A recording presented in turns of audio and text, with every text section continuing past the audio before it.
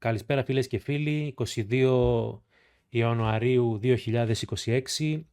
Στο βίντεο σήμερα λοιπόν θα σας δείξω τι έχει γίνει τις τελευταίες ημέρες από το προηγούμενο βίντεο. Ας ξεκινήσουμε από εδώ. Είχα πουλήσει το ETF με το bitcoin που κρατούσα για ένα μικρό κέρδος στα 10 ευρώ επειδή πίστευα ότι κάτι άλλο μπορεί να τρέξει καλύτερα. Πούλησα και το Solana που είχα στον λογαριασμό με τα κρυπτονομίσματα εδώ πέρα. Έφερα τα χρήματα από εδώ. Το κέρδος μου ήταν περίπου στα 200 ευρώ, κάτι λιγότερο. Έκλεισα τελικά. Αγόρασα μετοχές της Alibaba που εκείνη τη μέρα είχε μια πτώση σε σημείο που μου φάνηκε ότι υπάρχει αντίσταση, οπότε επέλεξα να αγοράσω.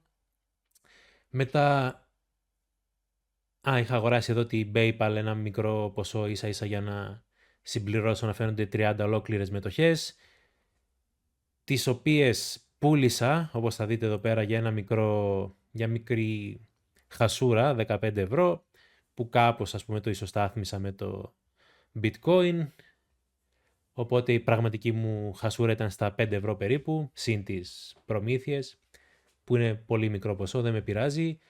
Αν και την πιστεύω την PayPal, την πιστεύω όσο και πριν, βλέπω ότι δεν υπάρχει θέληση γενικά από τους επενδυτές να αγοράσουν. Κράτησε πάλι εκεί μια αντίσταση γύρω στα 55 δολάρια, ωστόσο δεν πείθει αυτή τη στιγμή και είναι κρίμα να χάνουμε άλλες μετοχές που θα τρέξουν.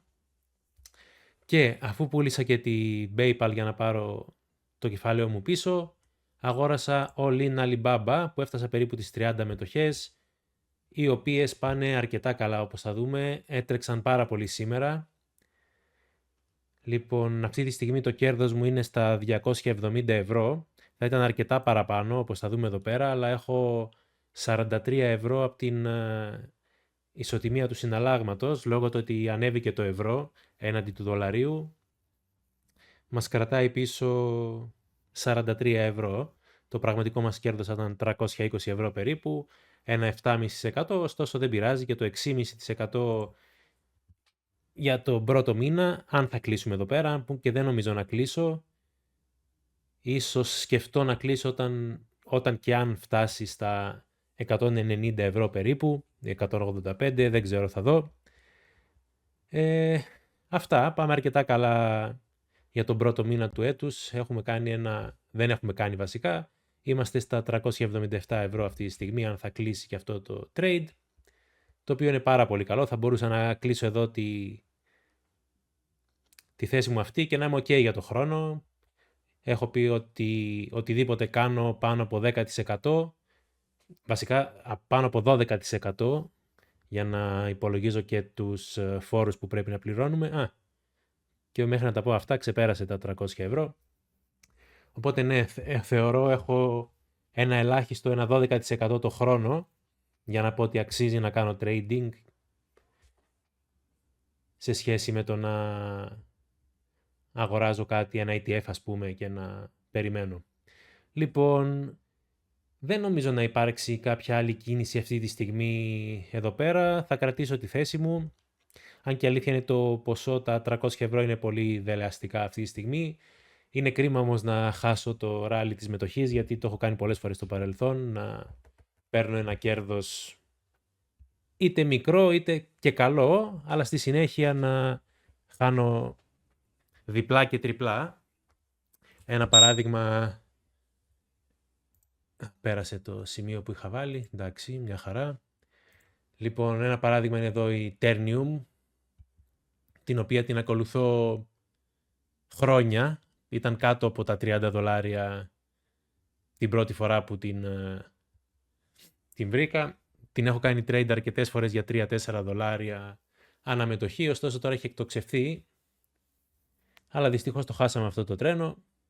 Και γενικά και άλλες μετοχές, νομίζω και την MRK την είχα κάπου εδώ γύρω στα 80 κάτι δολάρια.